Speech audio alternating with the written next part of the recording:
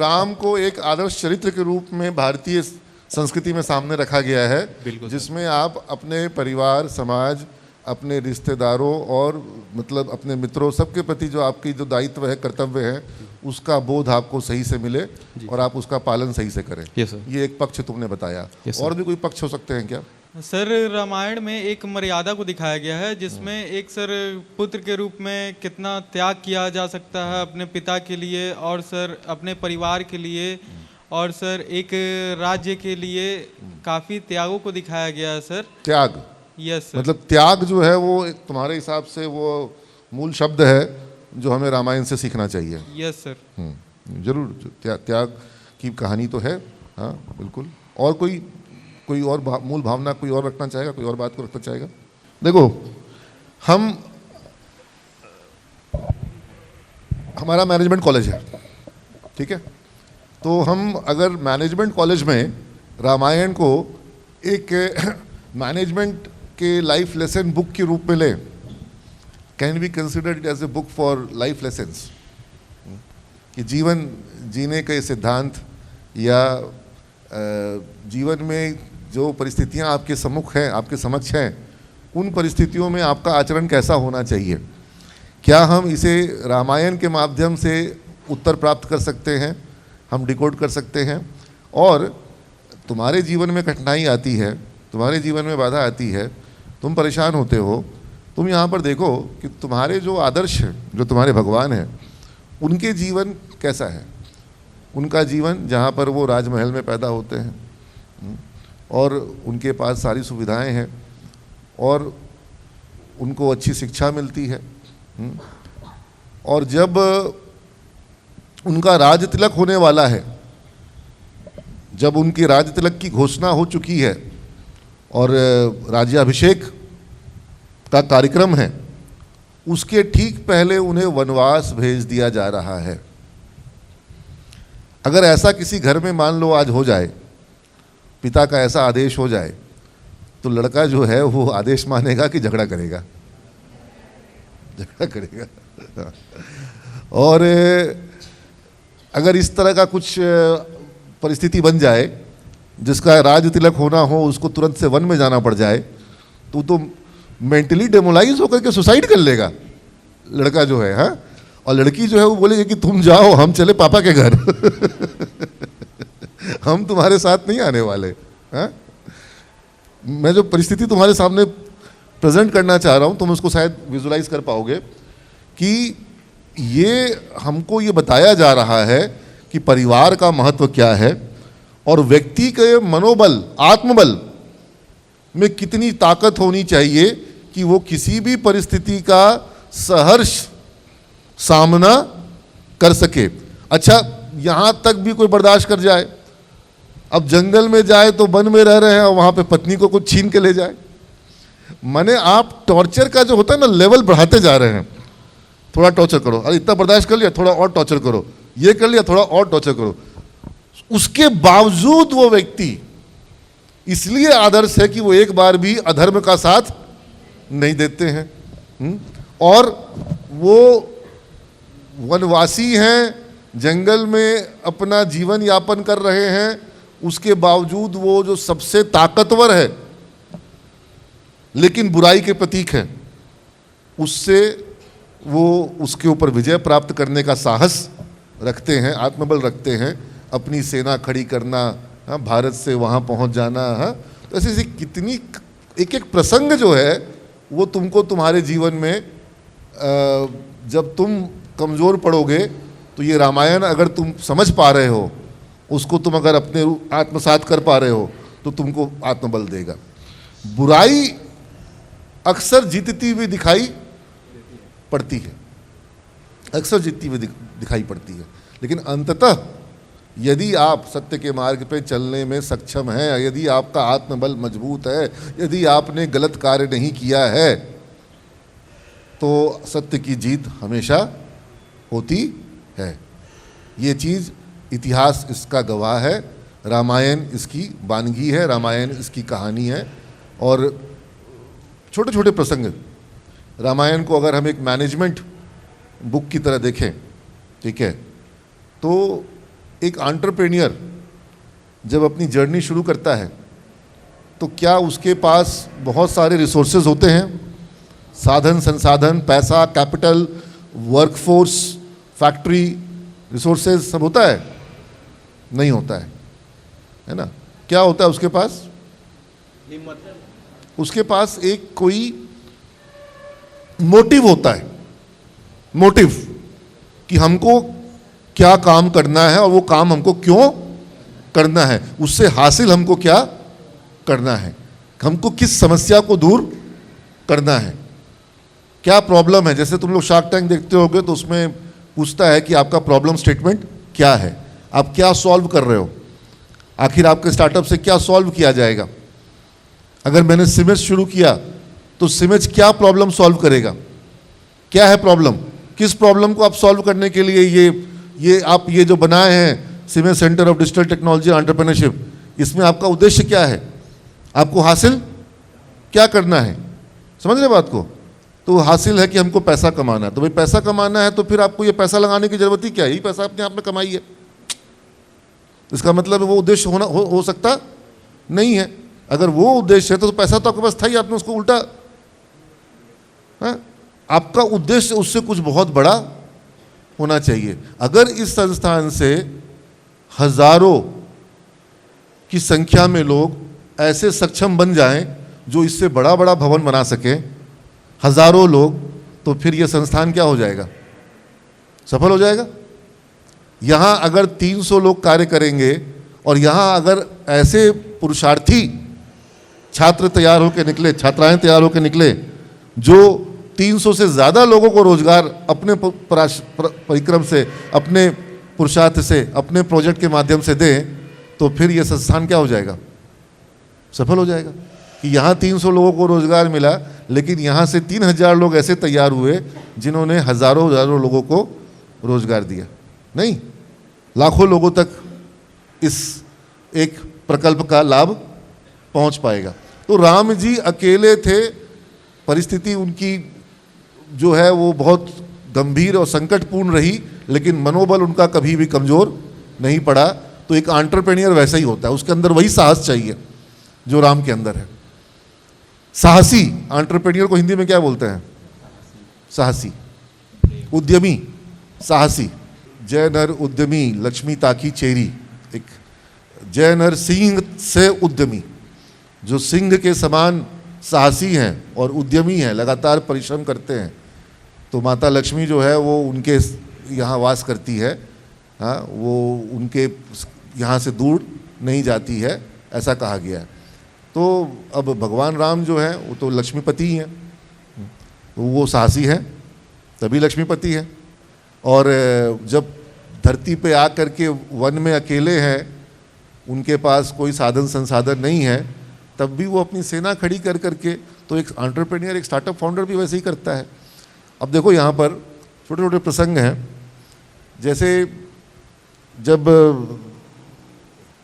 समुद्र पार करना है, ठीक है, तो पत्थर जो है उस पर सब लोग कुछ लिख रहे थे और लिख करके समुद्र में डाल रहे थे। क्या लिख रहे थे? राम। राम।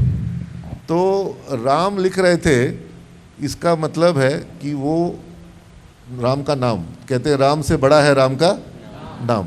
तो जैसे स्टीव जॉब्स और एप्पल, बिल गेट्स और माइक्रोसॉफ्ट, है ना, तो स्टीव जॉब्स से बड़ा क्या हो गया?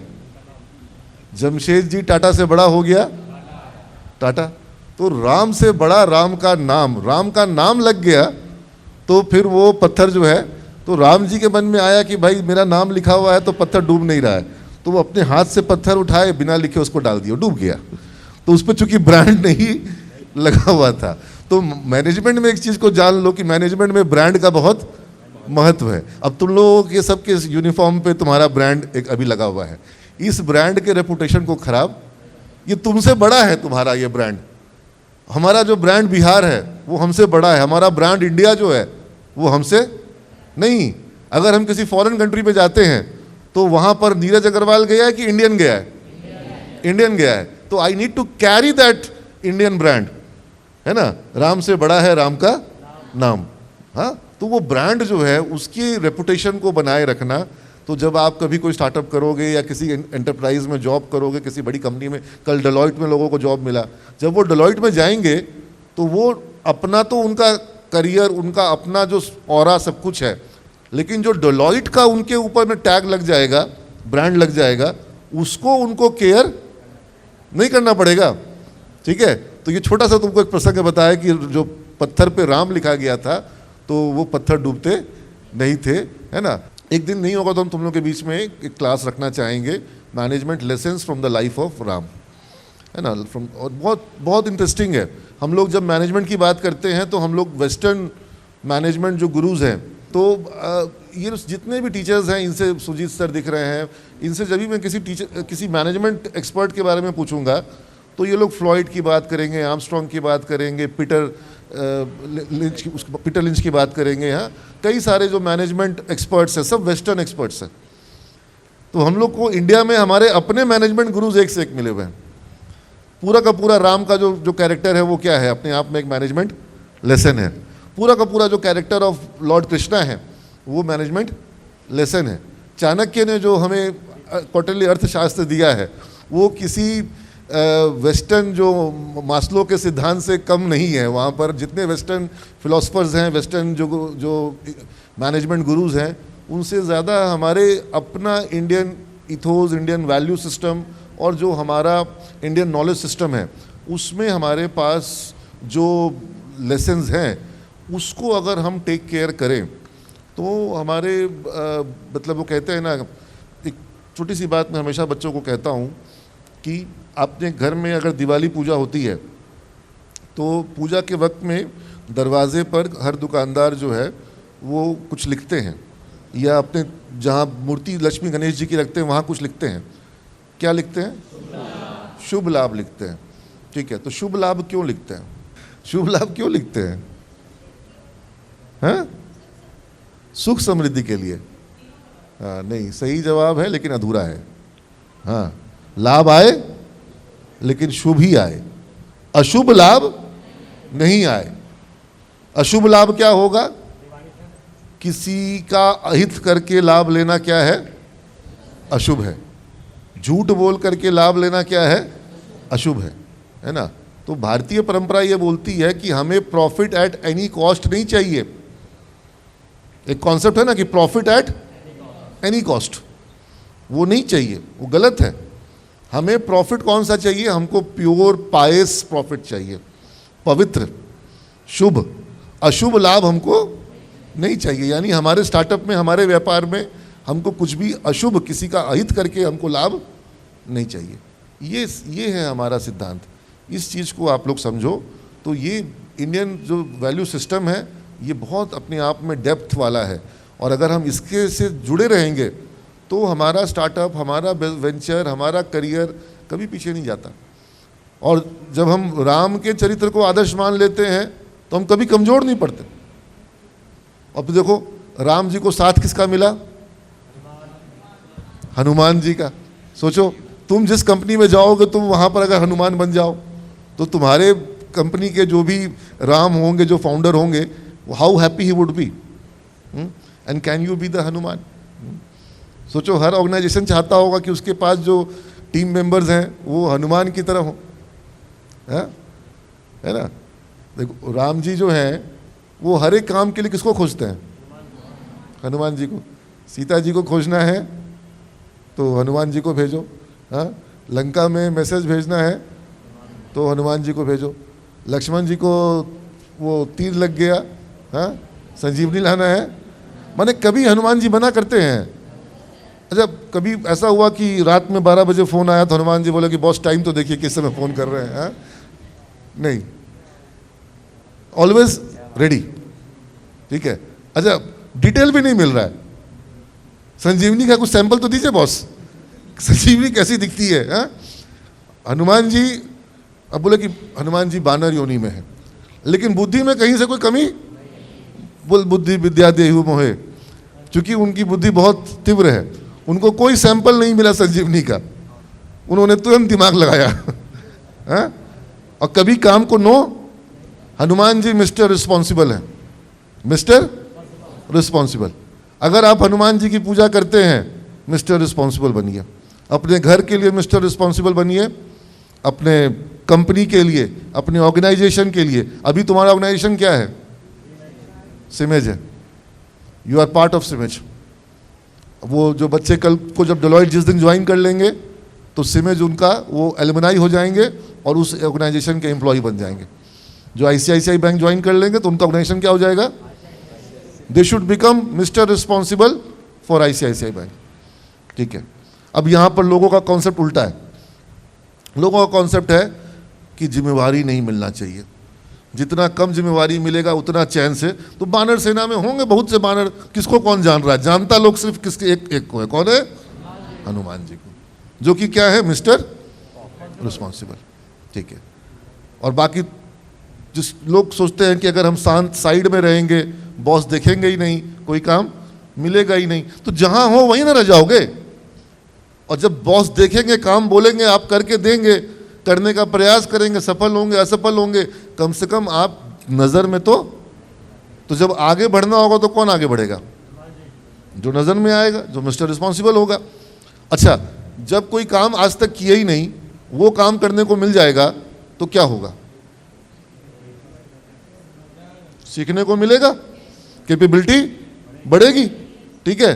तो हनुमान जी को तो हमेशा नया नया काम मिल गया। वो केमिस्ट तो थे नहीं, फिर भी उनको भेज दिया गया कि जड़ी बूटी लेकर के आओ, हाँ, तो पता करके आओ, हाँ।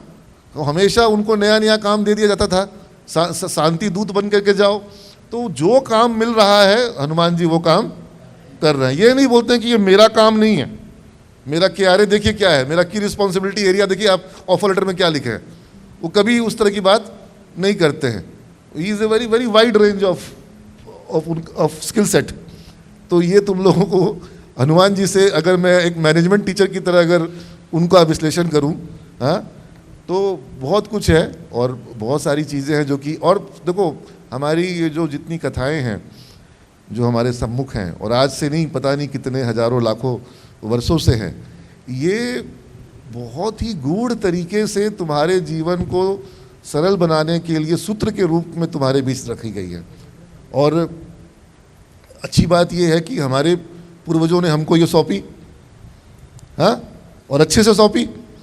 और अब आगे जिम्मेवारी तुम्हारी है कि तुम कल को जब अपना परिवार शुरू करोगे, माता पिता के रूप में तुम्हारे जब घर में बच्चे होंगे, उनको भी तुम यही रामायण, इसकी यही बारीकियां, इसके यही जो सिद्धांत हैं, वो रामायण को सिर्फ एक कथा के रूप में जीने के बजाय अगर तुम उसको जीवन सूत्र के रूप में जी पाओगे, समझ पाओगे, तो हमको लगता है कि रामायण की विरासत को तुम आगे अगली पीढ़ी तक भी पहुंचा पाओगे। कहीं ना कहीं, कभी ना कभी किसी बच्चे को उसके दादाजी ने रामायण की कोई चौपाई जरूर सुनाई होगी, समझाई होगी।